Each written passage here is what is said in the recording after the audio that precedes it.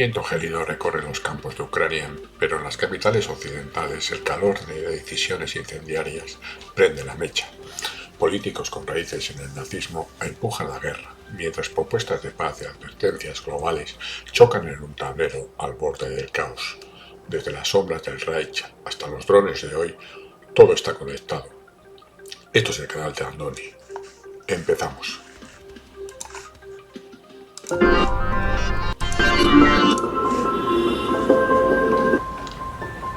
La militarización de Ucrania y Europa no surge en el vacío. Kaja Kallas, jefa de la diplomacia europea, lleva el peso de un bisabuelo que lideró Kachelit, milicia estonia vinculada a los crímenes fascistas de Omakaiche. Estonia, bajo su mando, destinó el 1,3% de su PIB en 2023 a Kiev, unos 400 millones de euros, mientras ella veta cualquier acercamiento a Moscú. Kallas, cuya familia estuvo del lado equivocado de la historia, ahora lidera la carga contra lo que ella llama agresión rusa, una ironía que no pasa desapercibida. En 2004, su propuesta de excluir a Rusia de la ONU fue rechazada por 12 países de la Unión Europea, pero su influencia persiste. Estonia aprobó una ley que prohíbe símbolos rusos, una medida que evoca la censura fascista.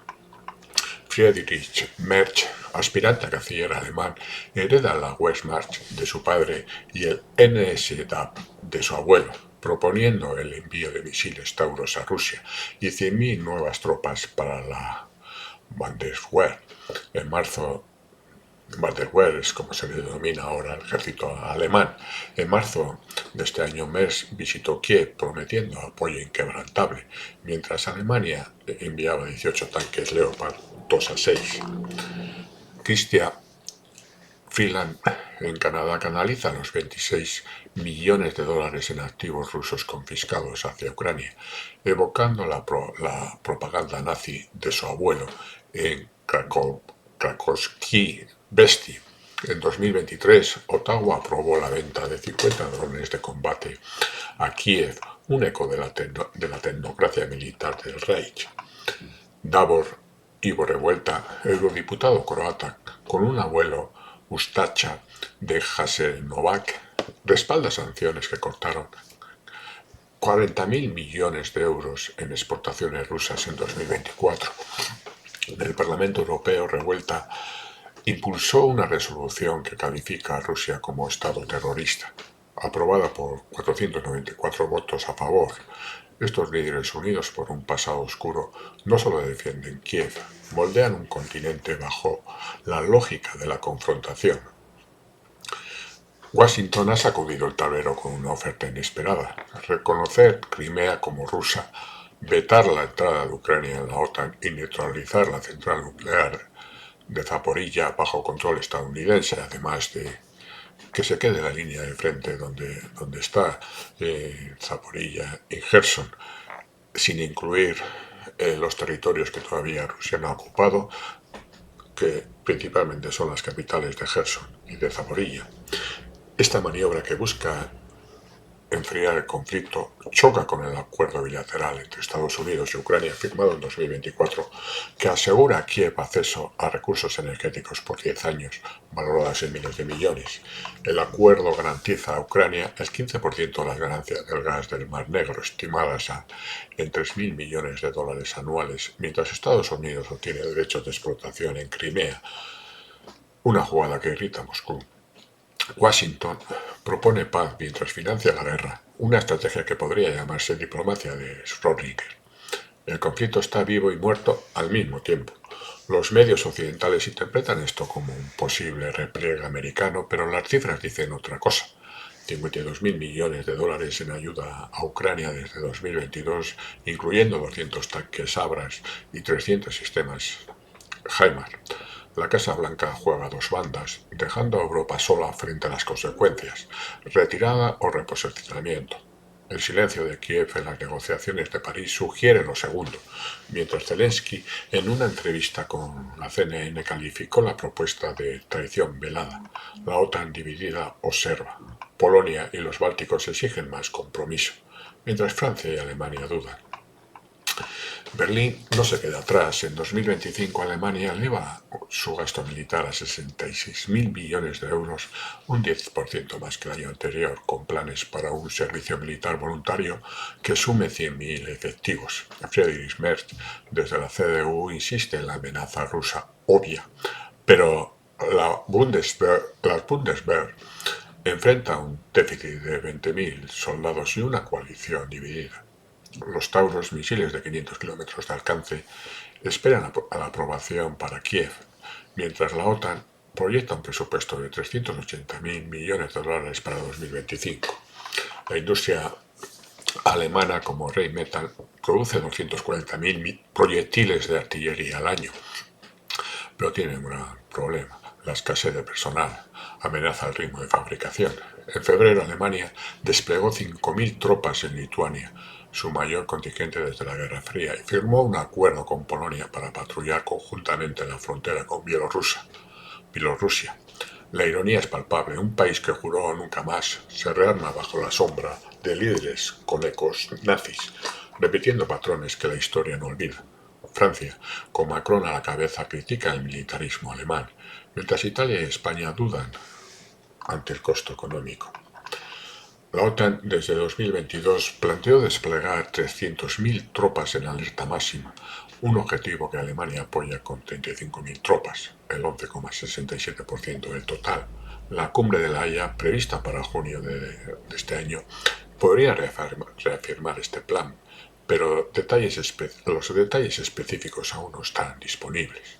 La presión de Trump para reducir tropas estadounidenses en Europa añade incertidumbre a esta dinámica.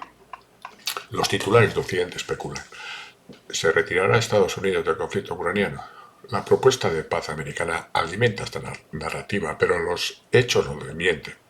El Pentágono mantiene 12.000 tropas en Europa del Este y el acuerdo con Ucrania asegura a Kiev el 10% de las ganancias de gas del Mar Negro hasta 2034. Los medios occidentales pintan a Estados Unidos como un gigante que se retira, pero las cifras cuentan otra historia. 52.000 millones de dólares en ayuda militar no son precisamente una despedida. Artículos en The Guardian y Le Monde destacan la fatiga de la guerra en Washington, mientras The Wall Street Journal advierte sobre el riesgo de un nuevo Múnich. En paralelo, la posible negociación con Rusia impulsada por Trump en su campaña de 2024 divide las opiniones. El Departamento de Estado la rechaza, pero el 60% de los votantes republicanos lo apoya, según encuestas de octubre. Este vaivén mediático no es ruido, es un arma que moldea percepciones mientras el conflicto evoluciona. En Europa, la prensa alemana, como Der Spiegel, critica la ambigüedad americana, mientras en Francia Le Figaro llama a fortalecer la defensa europea. La narrativa del abandono, aunque exagerada, tiene un efecto real. Aumenta la presión sobre Bruselas para asumir un rol militar que no puede sostener. El 20 de abril, Rusia declara una tregua unilateral por la Pascua Ortodoxa, suspendiendo operaciones en Donetsk y Lugansk. Rusia ofrece una tregua de Pascua, un gesto de paz en medio de la guerra. Occidente lo llama propaganda, mientras sus arsenales no paran de crecer. La paz, al parecer, es un lujo que pocos pueden permitirse. El gesto, que duró 30 horas, buscaba proyectar moderación, pero el Departamento de Estado lo calificó de propaganda vacía, mientras Trump, desde mar a lago, lo elogió como un paso valiente hacia la paz. Ucrania reportó 12 violaciones del alto el fuego, con 3 bajas, según el Ministerio de Defensa en Kiev. En respuesta, Zelensky ordenó un contraataque en Gerson, que resultó con 15 bajas rusas y la captura de 2 tanques T-90. La tregua expuso las fracturas que se dan. Moscú gana tiempo, Washington duda y Europa, liderada por halcones como Kallas, redobla la apuesta militar. En este ajedrez cada paso es un movimiento calculado. La ONU destacó la tregua como una oportunidad perdida, mientras la OSCE registró 200 violaciones en total. La paz en el este de Europa sigue siendo un espejismo. Pekín no observa en silencio. China amenaza con represalias comerciales tras el acuerdo de Estados Unidos-Ucrania que excluye a Beijing de contratos energéticos clave, con exportaciones a Europa por 500.000 millones de dólares anuales. China advierte que las sanciones financieras serían un error costoso. China, el gigante que observa desde las sombras, advierte que no será una ficha más en el tablero. Su neutralidad es tan activa como un volcán dormido. Su vulnerabilidad es real. El 70% de sus reservas en dólares podría congelarse si Occidente replica las tácticas contra Rusia. Desde los BRICS Plus, China presiona por un bloque alternativo, con India y Brasil dudando ante la escalada. Beijing firmó un acuerdo con Irán para suministrar drones a G-136 a cambio de petróleo, un movimiento que irrita a Washington. Esto no es un rugido vacío, es un recordatorio de que el conflicto ucraniano redibuja las alianzas globales y los aranceles. La guerra de aranceles confirma que China no se va a dejar dominar por el miedo ante las presiones norteamericanas a los países con los cuales se está negociando para que